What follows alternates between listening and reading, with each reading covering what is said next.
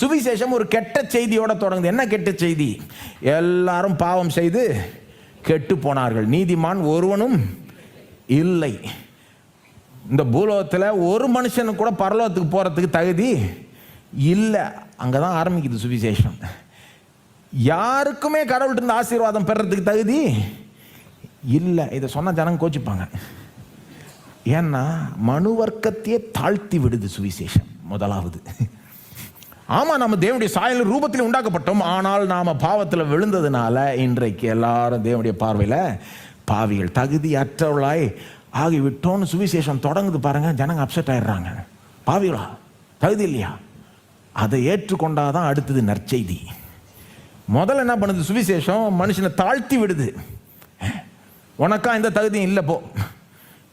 இதை புரிஞ்சுக்கிட்டாலே மற்றவனை கீழ்த்தனமாக பார்க்குற புத்தி போயிடும். இன்னைக்கு சிலர் ஏன் மற்றவனை கீழ்த்தனமாக பார்க்குறாங்கன்னா, நான் அவங்களோட பெருசு. சுவிசேஷம் சொல்லுது எல்லாரும் பாவம் செய்து ஏகமாய் கெட்டு போனார்கள். போ, யாருக்குமே தகுதி இல்லை, ஒருவனும் நீதிமான் அல்ல. அங்கே தான் தொடங்குது. அதுக்கப்புறம் என்ன சொல்லுது? இப்போ விமோச்சனம் என்ன? இப்போ ரட்சிப்பு எப்படி வருது? அங்கேருந்து நம்மை தேடி ஒருத்தர் வந்தார். நம்ம உருவாக்கின சிருஷ்டித்த கடவுளே வந்தார், நமக்காக வாழ்ந்தார், பாடுபட்டு மரித்தார், அடிக்கப்பட்டார், நொறுக்கப்பட்டார்.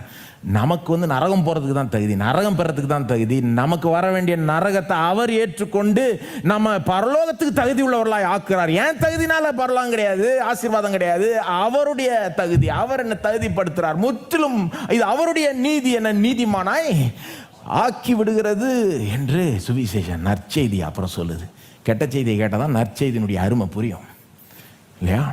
கருப்பு துணி பேக்ரவுண்டில் வைரத்தை வச்சாதான் அது ஜொலிக்கும். கெட்ட செய்தியின் பேக்ரவுண்டில் நற்செய்தியை கேட்டிங்கன்னா தான் அதனுடைய அருமை புரியும். அப்போ அந்த எல்லாம் பாவம் செய்துட்டாங்க, எல்லாம் தேவனுக்கு முன்பாக பாவிகளாக இருக்கிறாங்கன்றது நம்மளை தாழ்த்துது. ஆனால் இயேசுவே நமக்காக பாடுபட்டு மரித்தார், ரத்தம் சிந்தினார் என்பது நமக்கு ஒரு தைரியத்தை தருது. எப்படி?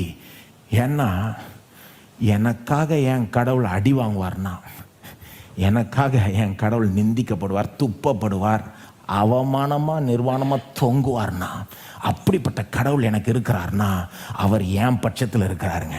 அவர் எனக்கு தீமை செய்கிறவர் கிடையாதுங்க, எனக்காக எதையும் செய்ய ஆயத்தமா இருக்கிறவர். அப்போ நான் எவ்வளோ தைரியத்தோட வேணா அவர்கிட்ட போகலாம். ஏன்னா அவர் என் பட்சத்தில் இருக்கிறார், எனக்காக இருக்கிறார், எனக்கு நல்லது செய்யும்படி சித்தம் கொள்றார்.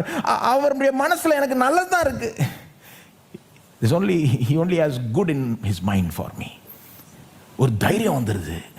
அவருடைய சிங்காசனத்துக்கு தைரியமாக போக முடியுது. எனக்காக அடிக்கப்பட்ட நொறுக்கப்பட்ட கடவுள். இப்படி ஒரு கடவுள் தெரிஞ்சுக்கிட்டீங்கன்னா இந்த கடவுள்கிட்ட